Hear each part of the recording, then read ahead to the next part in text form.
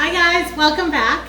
So I went out with Nancy the other day and we stopped at this really cute little Turkish coffee place, and we had tried a little tray of treats, and in that was some halva.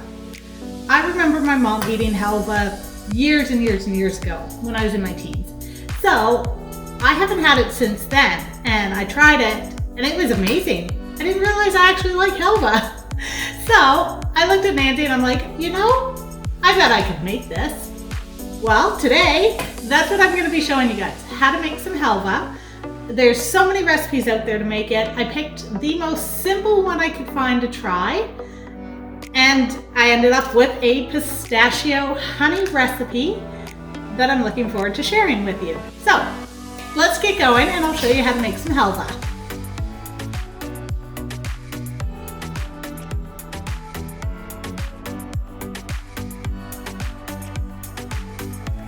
Alright, to get started, I am adding 1.5 cups of tahini to my bowl.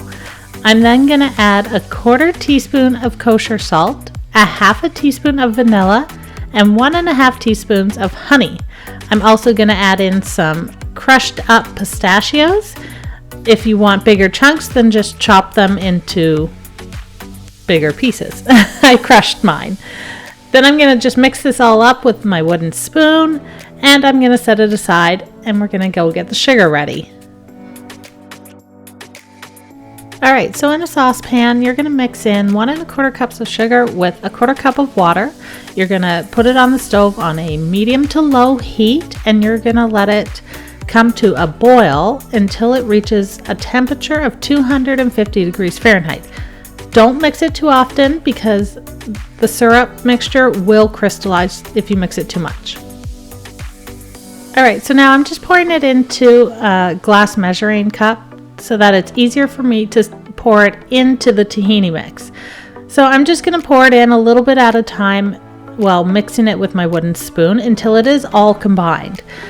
And you're only going to mix it until it kind of forms not a dough but like a ball, and it'll pull away from the sides of the bowl. Once it does that, stop mixing. You don't want to over mix this, otherwise it becomes very crumbly. Alright, so I have a loaf pan that I lined with parchment paper. I did it in a cross shape so that it'll be easier to lift it out of the pan once it's cooled.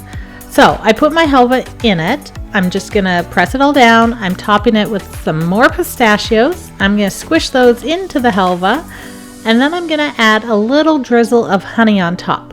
This is going to sit on the counter until it comes to room temperature, until it just cools to room temperature. Then I'm going to wrap it tightly in some saran wrap and some plastic wrap. I'm going to put it back into the loaf pan, and I'm going to put the whole thing into the fridge for a couple hours and let it set. Alright guys, so here's my halva. I did take it out and I wrapped it really tightly in some saran wrap, and I've been letting this sit in the fridge for quite a few hours so that it hardens up. So let's see.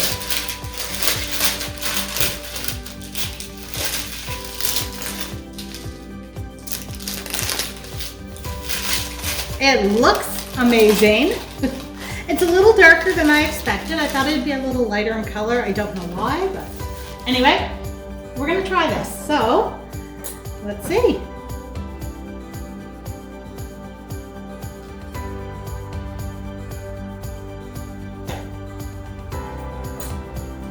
It cut beautifully. It didn't crumble, which means I didn't over mix it. It's kind of dense. I thought it would be a little lighter, but it's probably just the recipe that I picked. Like I said, I picked one that was super simple. It tastes amazing. It is a little gritty, and I'm wondering if that's just from the honey in it, sort of crystallizing a little bit.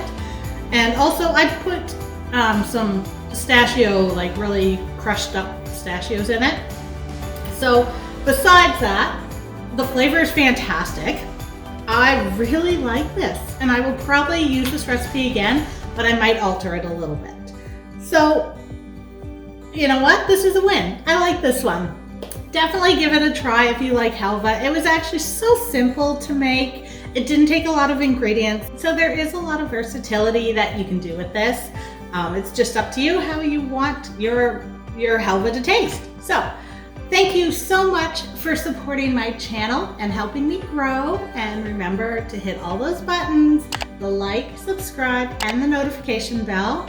And as a reminder, I do have a cookbook out, not a traditional one. This is my favorite recipe cookbook notebook. I know it's a mouthful, but it's a little book, a notebook filled with empty recipe cards that you can fill with all your favorite recipes. So I hope you'll go check it out.